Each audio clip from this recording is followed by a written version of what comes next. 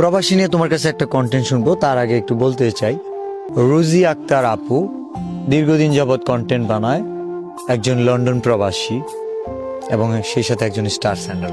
বর্তমান সময় star centre একটা আতঙ্কের নাম হয়ে গেছে, কারণ এই ফেক রিয়েল স্টারের মধ্যে এমন একটা সিচুয়েশন দাঁড়াইছে, রিয়েল স্টার সেন্টার যারা এরা তাদের প্রাপ্য মূল্য বা সম্মান এই মুহূর্তে অনেকেরই হারানোর মুখোমুখি জায়গায়। তো রুজি আক্তার আপু, আমার ভালোবাসার মানুষদের বলবো যেটা, আপুর সাথে যুক্ত হয়ে যাবে। আপুর এখন 7,000 ফলোয়ার। আর আপুর জন্য যেটা বলা সেটা হচ্ছে কোয়ালিটি কন্টেন্টের কোনো বিকল্প নাই। থটস অফ বিল্লাল কেন, যত ওয়ার্ল্ড ক্লাস কন্টেন্ট ক্রিয়েটরই আপনাকে নিয়ে প্রমোট করুক অথবা হাইলাইট করুক না কেন, দিন শেষে আপনার ভিডিওগুলো কন্টেন্টগুলো তাদের ভালো না লাগলে ফলো কিন্তু দিতে চাইবে না অথবা আপনার ফ্যান হবে না। সো সোশ্যাল মিডিয়াতে যদি কেউ ফ্যান বেস ক্রিয়েট করতে চায়, অবশ্যই তার কাজ দিয়ে করতে হবে। আপু, আমি আমার সর্বোচ্চ দিয়ে আপনাকে সহযোগিতা করব, বিভিন্ন আইডিয়া শেয়ার করার ট্রাই করব।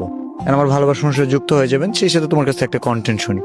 ওকে হয়তো চিনেন, ও একদিন আসছিল আমার কাছে, ওকে কিছু গিফটও দিছিলাম। তো অনুভূতি কেমন? অনুভূতি অনেকটা ভালো লাগতেছে আপনার দেখার পরে, বুঝছেন।